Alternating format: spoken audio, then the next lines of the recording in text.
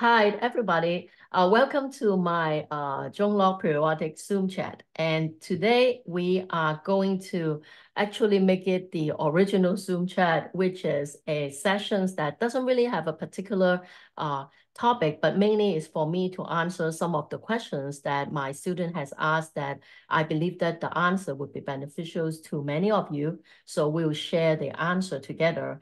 And also, in my announcement for this event, I have already asked that if you have any artwork to share, a recent work, either from my workshop or something that you have worked on that is related to Sumi-e art, if you want to share it with your fellow artists, this is an opportunity to do that, to hear their suggestions, comments, and also encouragement for your artwork.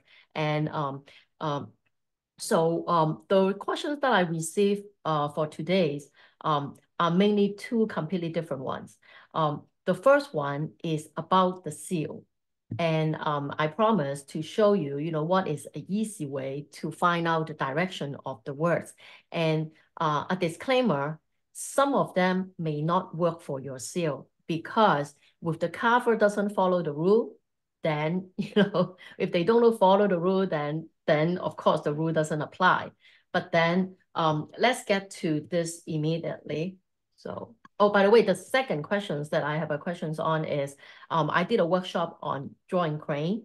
And then in some of the artwork submitted by my students that I think that, maybe it's a good idea to talk about the beak to the mouth of the bird, because this is something that I see repeatedly in workshops that students make that kind of find that particular drawing challenging. So I will repeat that, and show you a little bit of that. So let's get to the table, right?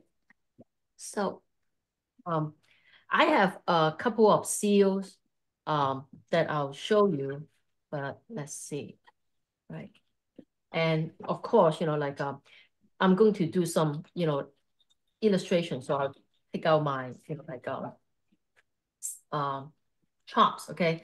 And by the way, whatever you have is a good practice to, because they come like this, right? And actually, when they come, there's a small piece, a piece of rice paper that cover it, kind of like, but then when you need to open it, you have to break the rice paper.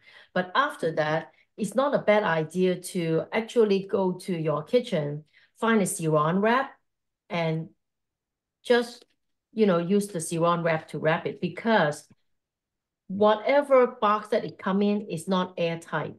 And I have to say that, they do dry it out.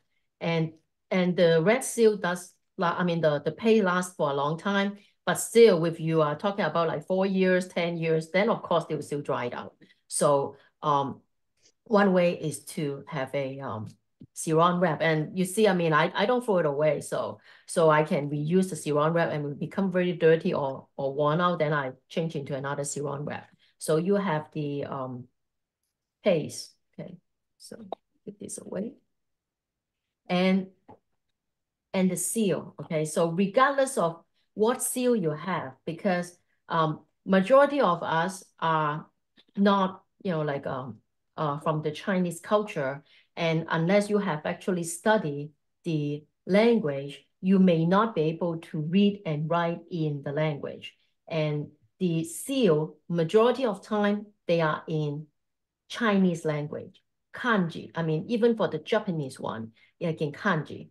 But of course, there are others carving as well. But then although, since we are, many of us are, British, American, or from the European culture, so you use the alphabets. And because of that, sometimes when you make your seal, you may request the seal to be in alphabets. But then I actually know carvers, not one, but multiple carvers in New York, Chinatown.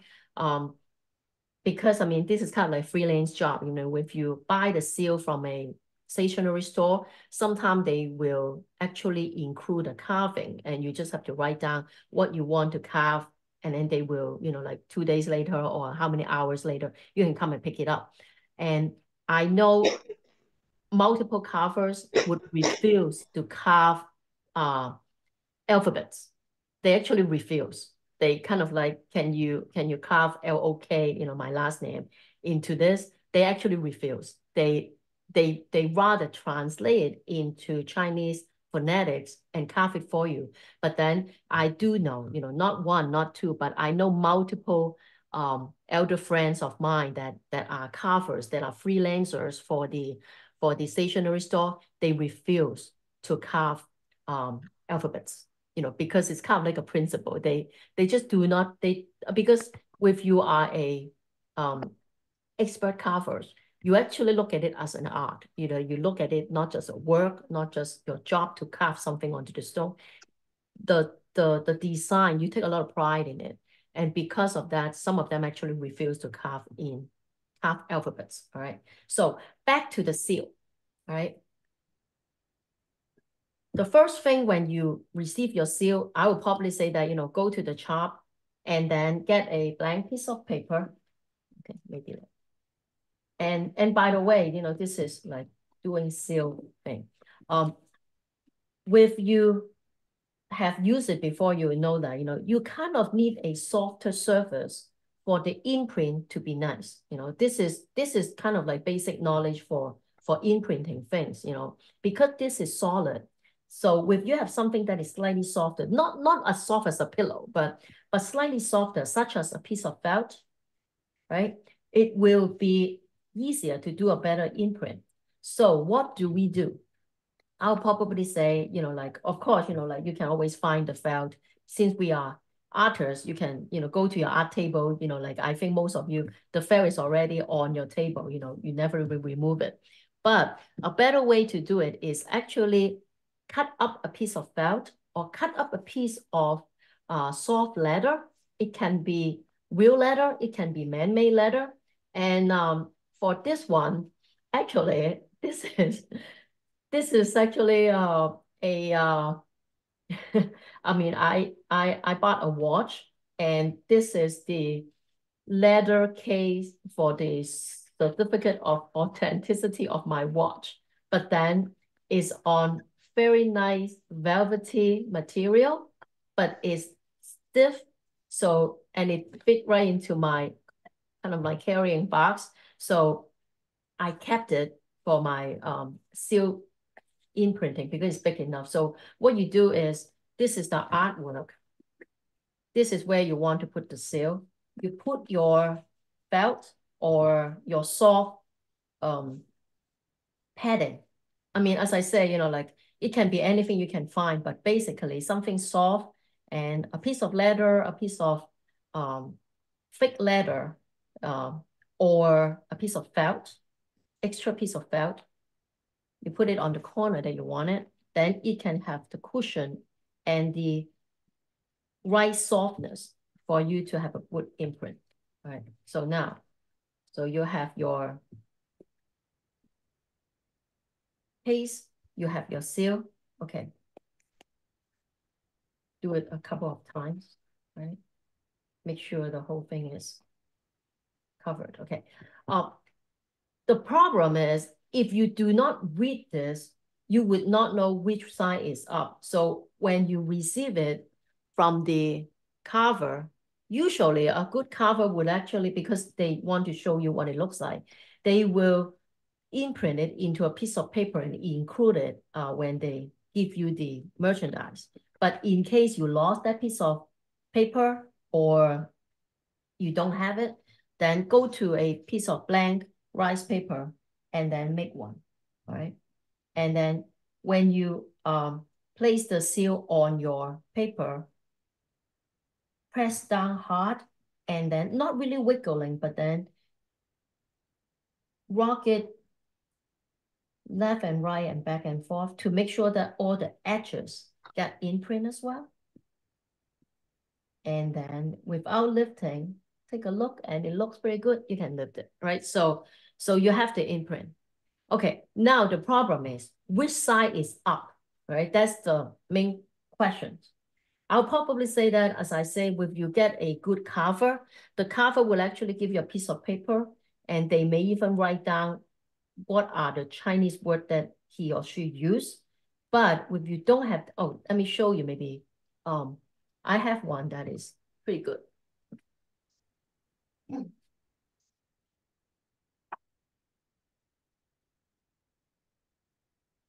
Okay. This is a last name seal from that I have requested to be carved, and it's my maiden name. And so when I received it, the Carver is actually a good elder friend of mine in New York City. And he actually gave me this, right? So he have on a piece of rice paper, he have the imprint of this, which is my maiden name.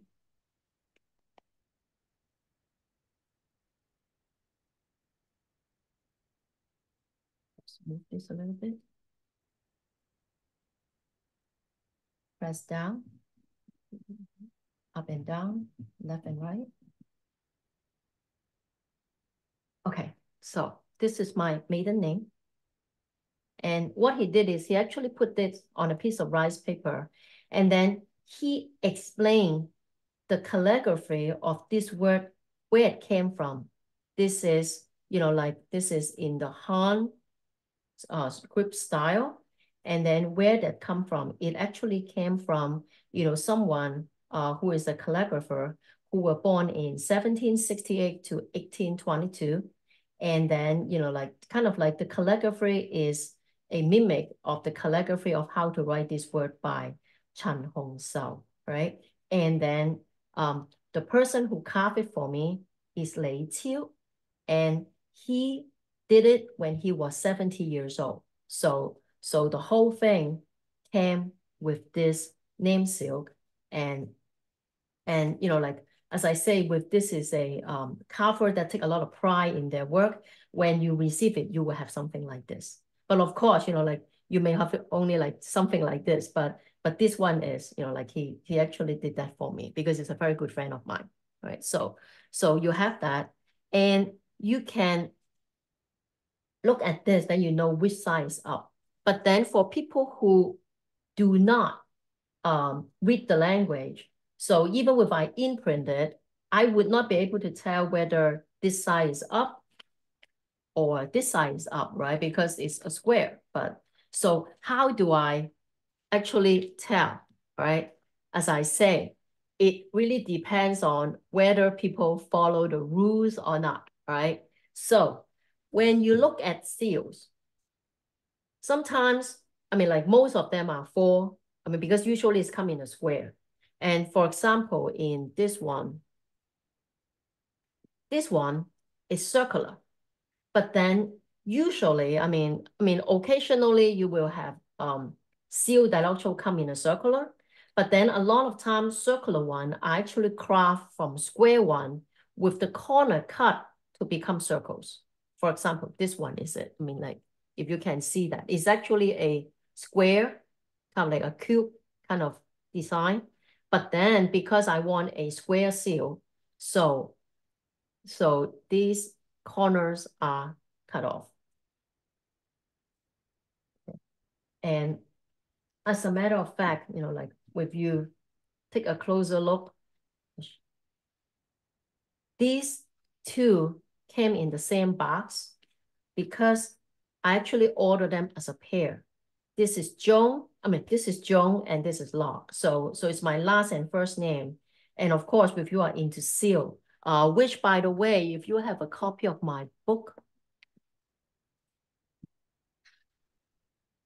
although my book did not, is mainly on flower painting, I did have a, like a kind of like a short description on name seal, right? And then I talk about, like the yin and yang of name seal. Some of them, the words are red. Some of them, the words are white with the red as the background. So those are like the yin and the yang, or the positive and negative of the seal. You can, even if you do not read the language, you can tell that this is actually the same character. But this one is in red, this one is in white with a red background. And the same thing with some of them are yin, some of them are yang, and when I say that this is this come together because one is the yin, which is the white characters on a red background. One is the yang, the red character on a white background. And it's kind of like reverse carving. And they come together because it's a pair. So these, when you look at the seal, the carving is kind of like a pair. It's a pair of dragon. Actually, let's see. This one definitely is a dragon. I think this one, yeah, it's also a dragon. It's like two dragon in a pair, right? And the round one can be of this square one, but what you want to look for is the words. It's not sure whether you can see clearly, but there are words carved on the side. And sometimes the words could be very elaborate. Sometimes it could be just a very simple line, such as, the name, just like when we are signing our artwork.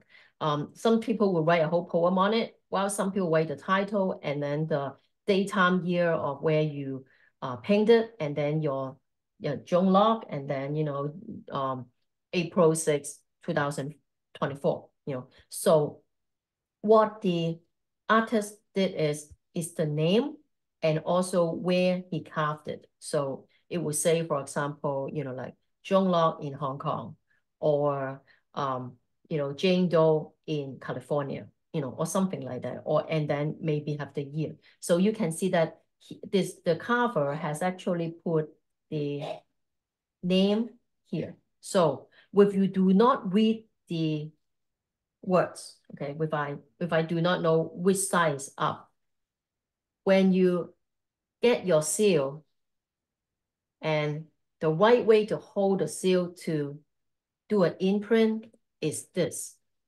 So the thumb, I mean, like, we're presuming everybody is a righty, okay? If you are a righty, not a lefty, the thumb on this side, and then the other fingers on the right-hand side, this on the left-hand side. The thumb is always covering the calligraphy carving. Make sense? The thumb always covers the calligraphy carving. If you do not read this, the thumb covering the calligraphy carving here, and then press down, this side will be up, okay? Is it always true? I'll probably say that with the person who carved it, follow the rule, it will always be true. I will probably say 75% of my seal, the thumb covering the carving, will be right side up. However, is there any exception? Yes. I have, let me see. I have seal that were carved by some of my friends, and the carving, instead of where the thumb is where for example, like the thumb is here, right? The thumb is here, the words are here. So here, then this is always right side up.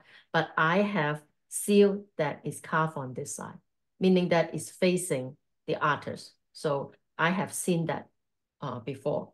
I have even seen it on this side, but I have a gut feeling that maybe the person who carved it is a lefty, right? So it's not 100% true, because as I say, it really depends on whether the person who carved it follow the rule. But the general accepted rule is the thumb covering the carving, holding this person press down, then the word is right side up.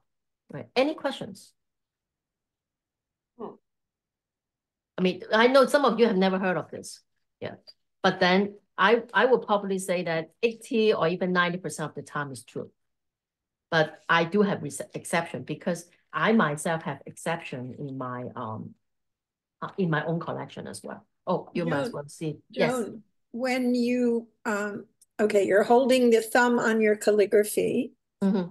When you apply it to your artwork, is your thumb on the side, on the bottom? You keep your thumb still on the side.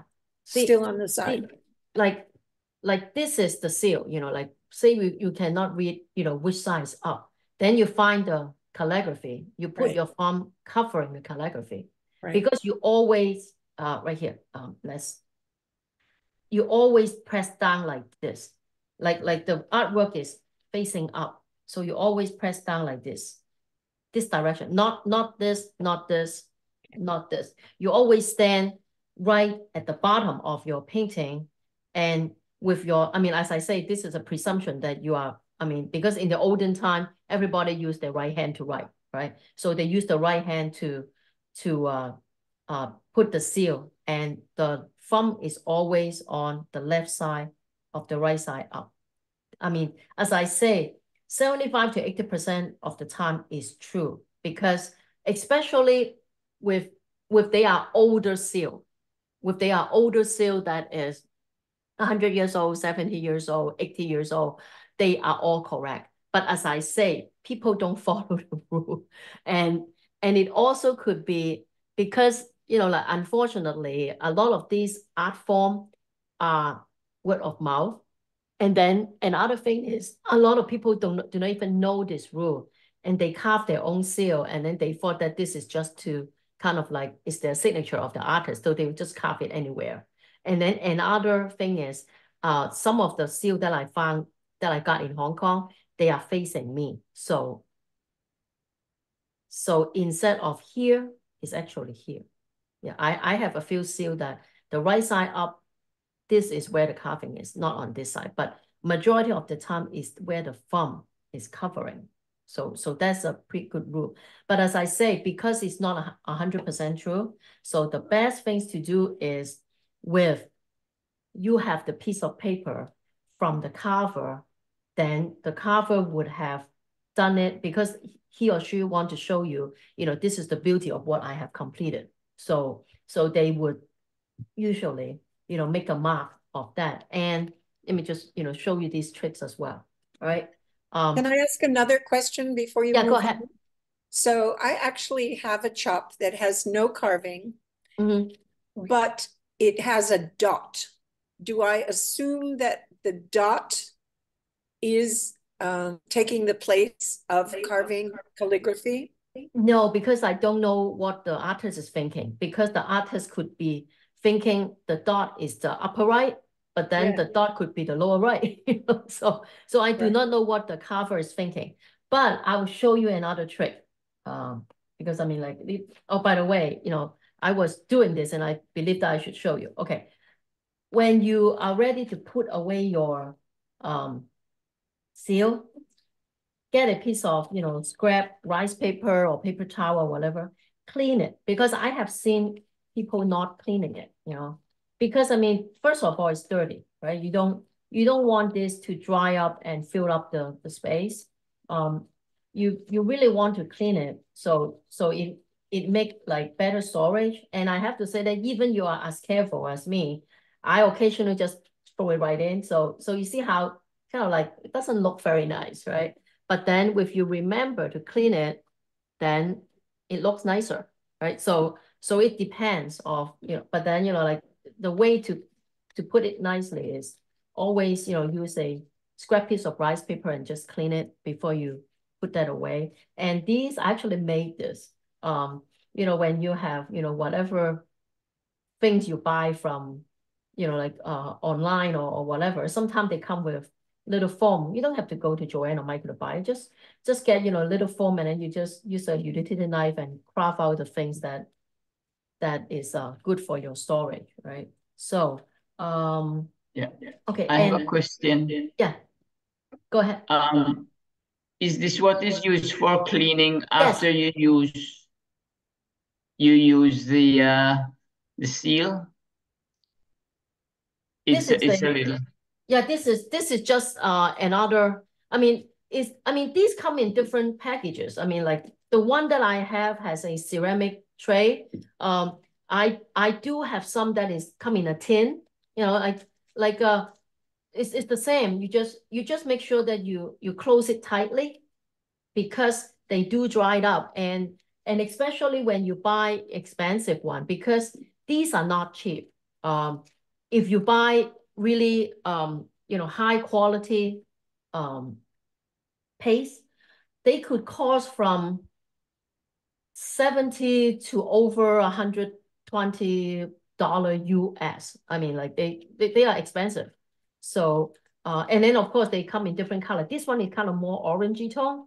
I have one that is more kind of like a bluish I mean almost like a purple hood tone. So people also mind about the color and the tone and things like that. So the one that you hold up is similar. It's just the one it don't come in a tin, and I have to say that usually the more expensive one, because they are more expensive, I mean they have nicer packaging. No, this is not ink, Joan. It is like a little it's a soft paste. sponge. Yeah, It's like it's a soft sponge. Yeah, it's the same thing, but then the one that that you have is kind of more student grade, but supposedly the ingredient is the same. They just put it on, you know, like absorbent cotton or whatever, you know, like kind of like a padding. They just wet the padding with that, and it becomes one of those seal pad, you know, like stamp pad. So you use it like a stamp pad. The good thing is it's a lot cheaper, but then it really depends on personal preference because you know, even you have a big artwork, you only use the seal like once or twice. So as I say, if you buy a expensive box of this, it can last 10 years. You know, I have to say that I have this probably for like 8 years, and I'm a little bit tired of the orangey because this has an orange tone. I want to open my, you know, bluish tone one, but I mean, kind of like this never ran out. So one of these days I will probably put this aside and then use the other one. But then they last a long time. I mean, the other day, actually just 2 days ago, I did a demo for the Baltimore Watercolor Society. And then because many of them are watercolors, so I do have a lot of question on material. And then it came back and, you know, asked a lot of information about material and things like that. And then what I'm trying to tell the artists is buy good ink. You know, like don't try to use your black watercolor or things for ink, because first of all, the effect is completely different. But then another thing is, if you buy a bottle of ink, of course, you know, if you have the time, get the ink stick and grind it. But if you're lazy like me, you know, like buy a bottle of ink. A bottle of ink, I don't know how much it is now, but then it's like $8, right? I mean, even the more expensive one, like $12, right? And a bottle of ink, when you pour it onto your dish and then you do your calligraphy, you do your painting and all those stuff. After that, with this is not contaminated, you know, if it's contaminated, of course, there's not much you can do. If it's not contaminated, I pour it back into the jar and I'll use it later instead of, I mean, like, of course it's me, but then, and then another thing is you don't pour a lot out. You maybe pour maybe like 1 tablespoon out, and that is enough unless you are doing calligraphy. If you are doing artwork, painting, you only need a little bit of ink. A bottle lasts at least 8 months and it's like $2 a month. I mean, buy higher quality one, right? The only thing is because we are not in Asia, so it depends on where you live. But then nowadays with, you know, like the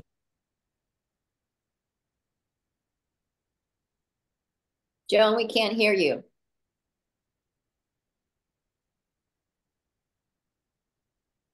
We can't hear. let me see. Can you hear me now? Yes. Yes. Yes. Okay. It was probably when I was taking on and off my thing, it's maybe I pulled the plug out. You may not see this, but then this is an advice to any Sumi artists who want to do online teaching. The first thing you buy is not the camera. The first thing you buy is a powerful mic. Because it's important. People can how should I put it? Depending on what high definition you want, but then it's really depend on the other end as well. But then a good sound system is important. So, right. Okay. Joan, when you have the chance, can we talk a little bit about the wax? Wax? The wax, you showed us what you opened up and you cover it with saran wrap. Yeah. The red piece? Yes, I with the pieces I have, I don't use them very often. And then when I do go to use them, I call that gook, whatever it's called, wax. I find it stiff, and they usually come with a little stick. Yeah, and I use a stick to move it around to soften it. But in doing that, I can never get it flat, so that when I go to dab the seal in the wax, it's uneven. No, how do you get it flat? No, and that's why, because they do settle to the bottom. And that's why, as I say, you know, for higher quality paste, they come in, you know, nice packaging, and usually come with, you know, a piece of stick, and they are usually made of either bamboo or bone, right? And then, you know, with need be, you use it to stir it and kind of like put the bottom to the top and things like that. And then as you can see, it's uneven, you know, it's not flat. But that's fine, because you do not, I mean, this is not like a stamp pad. I mean, it's not like stamp pad. You do not just do a smooth imprint. I'm not sure whether you saw it, but then I do this. I actually pound my steel onto the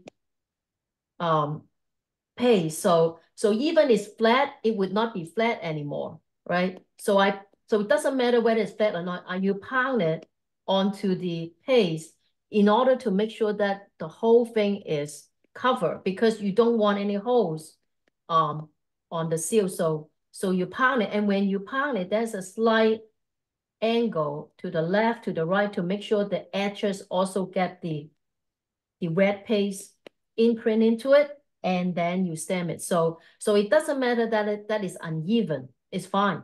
The only thing is, if you have a big seal, this will be too small, because sometimes, you know, like, let me see.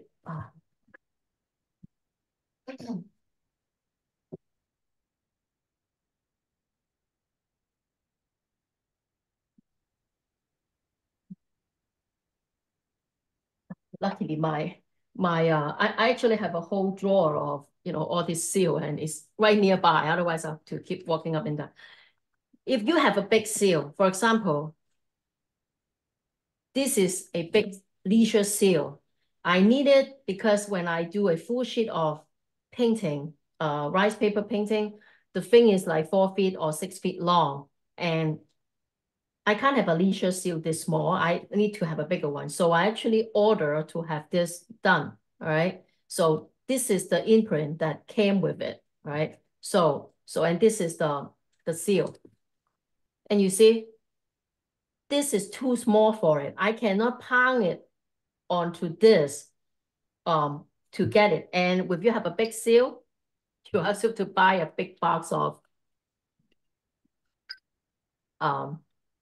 red paste. See, and this one is almost new, because this is the original seal that it came in, and I have opened this, but then I actually, because I only use it, I mean, I don't really make big painting all the time.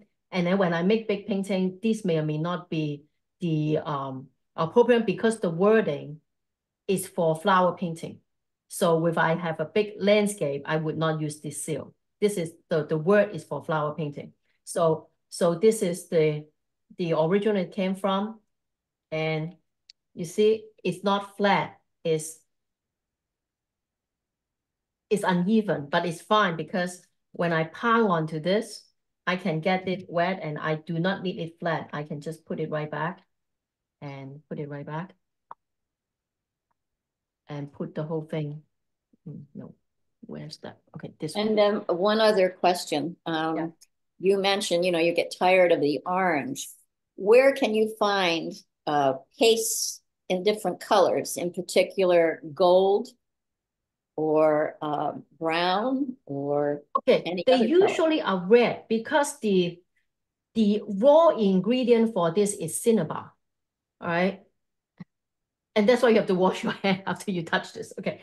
They are cinnabar. So cinnabar by nature is reddish, right?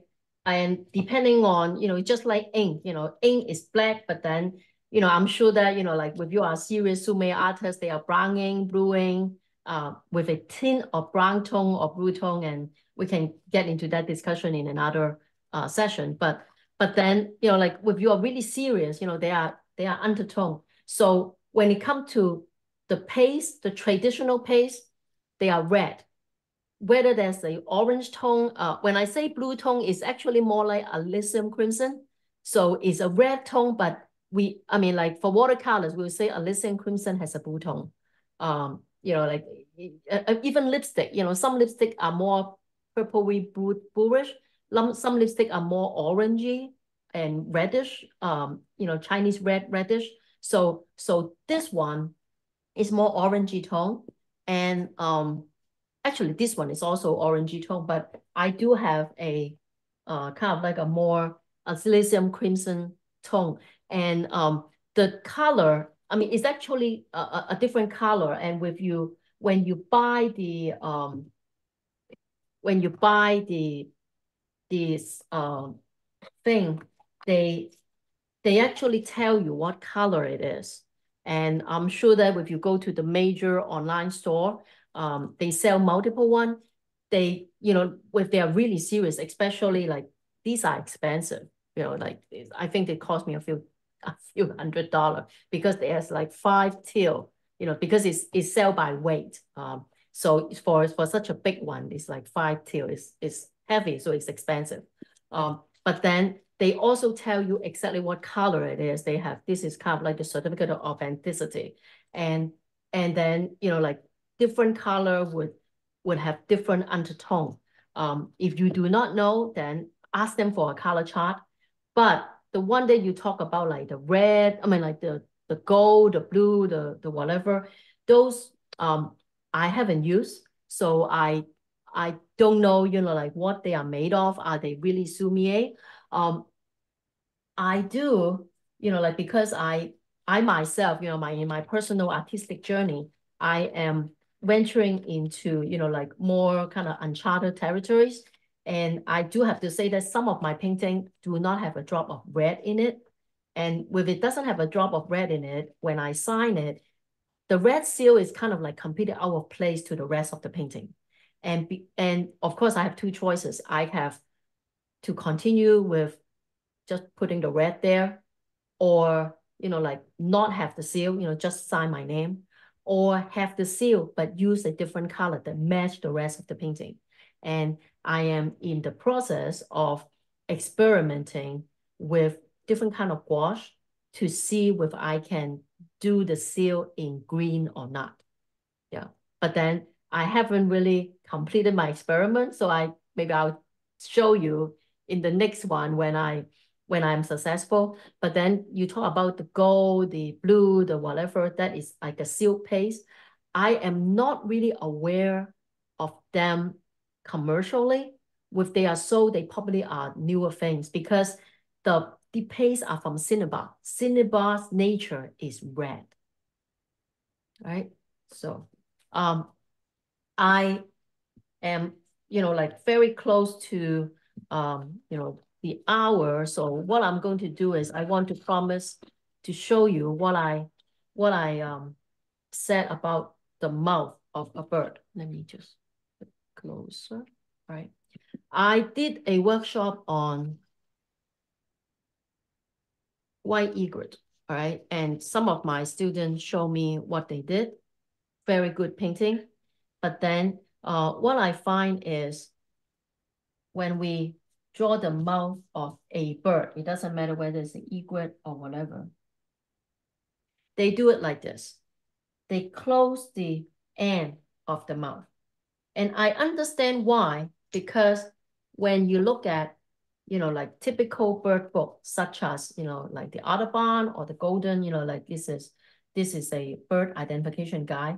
You look at the mouth of a bird, right? Or maybe like go to a bigger one. Like you look at any bird, it doesn't matter what bird it is, right? You look at, for example, this bird, closer look, right? So, and then there's the eye, there's the head, you know, things like that, right? So I understand because on the photo reference or on the illustration reference, the mouth does look like that. But for Sumi-e artists, when we draw the bird, because at least in my style of drawing the bird, right? I like to start with the middle line, and then I do the upper and then the lower. I do not close it up, and I'll show you why. If you close it up, you create black lines on the edge of the mouth. Although I know that the edge is here, right? The edge is here. You go to any bird, you know, the edge is there, right? So I'm not saying that what you are doing is wrong, but what we do is, because, again here, by not closing it, with the bird is a different color. For example, it's a blue jay, and I have blue. I can easily use a brushwork and create this, and this shape would be taken care of. And the same thing with the white egret. Remember, you know, like as I say, the workshop is of white egret. So the white egret has long beak, but the bird is white. With you do this, then, you know, regardless of how much, you know, like white wash that you use on the bird, right? Whatever, you created a black line here, and then that is not pretty.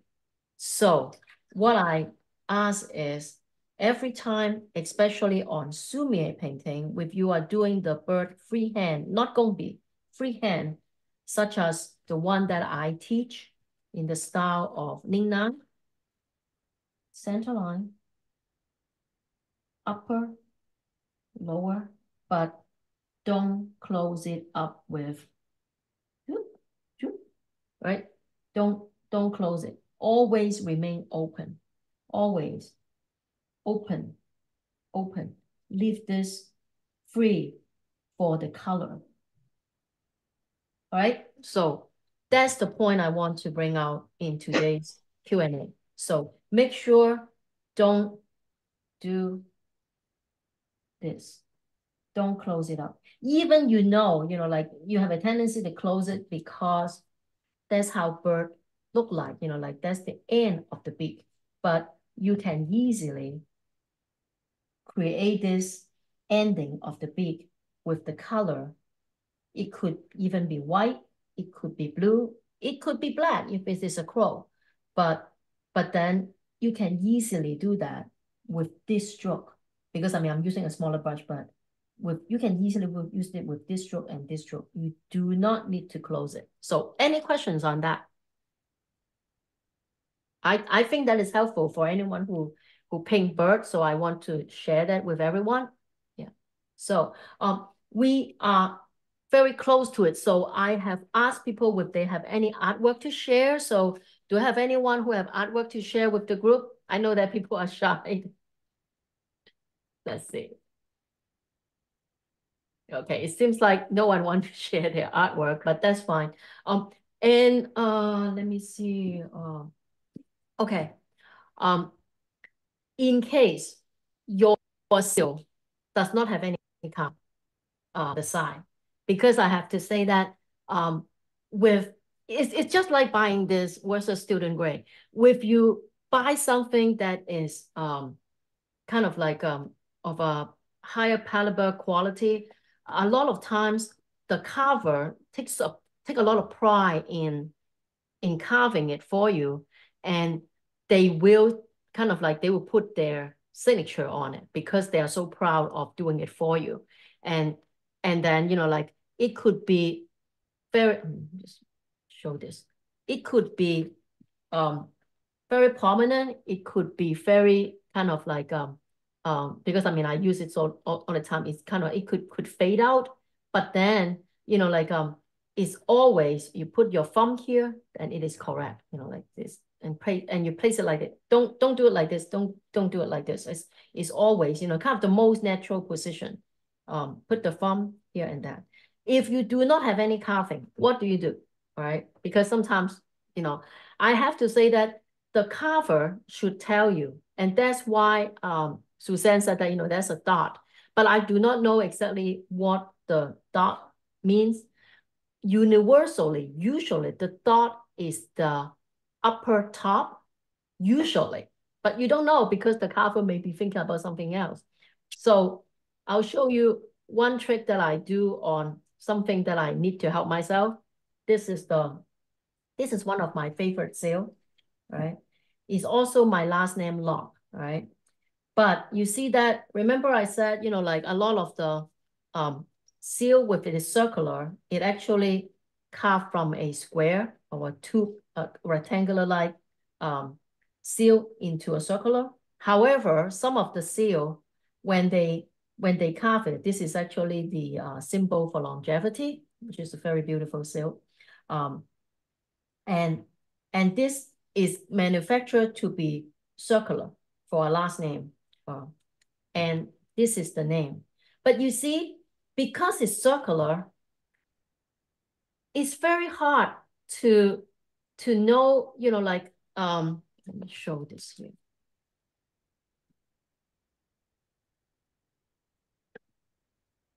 Bring this back up.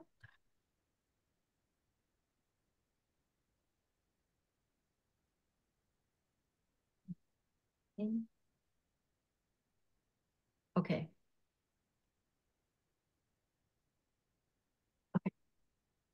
So if I'm not looking, I'll just do this. Okay, yeah, I do it right. You know, it's right side up.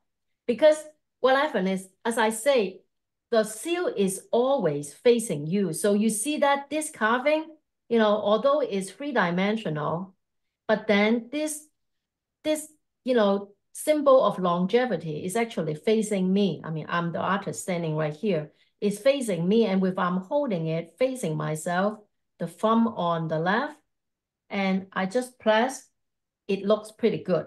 But then occasionally, I might have done it wrong and it becomes sideways. So what I did is, I'm not sure whether you can see it clearly, but then I actually use a permanent marker, and then on the center line of my name Lok, because my name Lok is actually can be divided into two parts, you know, this, the left-hand side and the right-hand side. So from here, whether you can see it or not with the light, you can see the carving, the left-hand side and the right-hand side can easily be divided around here. And this is where the center line is. And this is where the center line is. I kind of help myself to know where the center line is. So when the symbol of longevity is facing me, this is the center line. So again, press.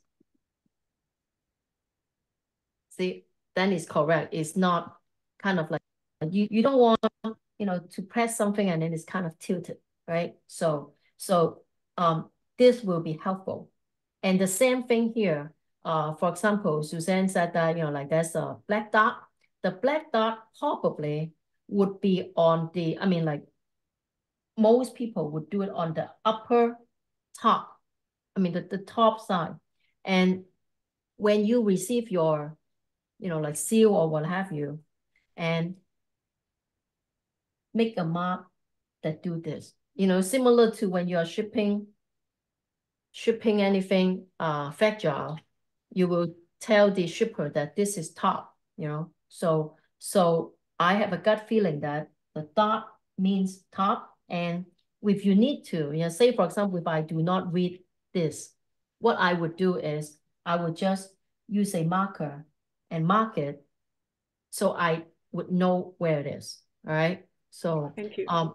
And if you really do not know what, I mean, you order a seal, you don't know what it is and things like that, ask someone who can read the language and then help you, you know, like identify this.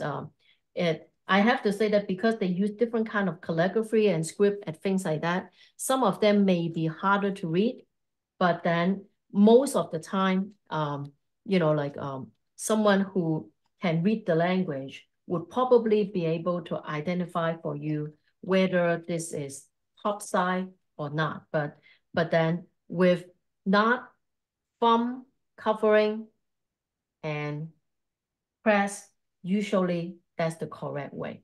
All right. So any questions on what I covered today? And by the way, you know, if you see this, what I do is, although, you know, as I say, you know, when you get it, it's a piece of paper. And when you use it so many times, you can, you know, like ruin it. So what I do is I actually use little plastic cover and I place the one that have the seal with my storage. So, you know, like this one is this seal and this seal get this imprint and things like that. So I match all my collection of seal with the imprint that it will get. You know, so this one will have this. So I know that, you know, like because another good thing is you can use this when you have to decide where to put them before you print it onto your artwork. You can place it where and then step away and see with, you know, like it looks good on the top, on the bottom, on the left, on the right. So you can use it that way as well. So any questions? Because we are approaching 11 and I do have a workshop to teach from 1 to 3:30. If you are interested, it's the iris, really beautiful. And I think that some of them are blooming in your front yard and backyard and also in the garden. So I will see, you know, some of you and in this afternoon workshop. And any additional questions on the seal? I do have a session covering seals similar to this, maybe around 2 years ago. So if you go to YouTube and just Google my name, and then I think it's called web paste or something like that. But just go to YouTube, Google me, and then page down, see if you can see it. If I find the link, I can show you this as well. So when I upload this on YouTube, I'll give you the link for this one. And I'll also give you the one that, because I have a session on how to kind of remember and talk about, you know, like stirring it. I actually talk about the raw material for paste, how to maintain it. And then, you know, I have to say that they are oil that you can buy to remix dried up one and things like that. But then also a recommendation of what to do and what not to do. My recommendation is if it's so dry, don't bother with buying the oil and mixing, because if you don't know what you're doing, you can make a very oily paste and that can ruin your painting. My recommendation is, although these are not cheap, they do last a long time. So with whatever you have has completely dried up and kind of like deteriorated in a quality that is not usable anymore, invest in another box. That's my recommendation. But then I have a YouTube that really talk about this, the material itself. And I thank everybody for coming. So is there any last question before we close? Thank you so much. Thank you.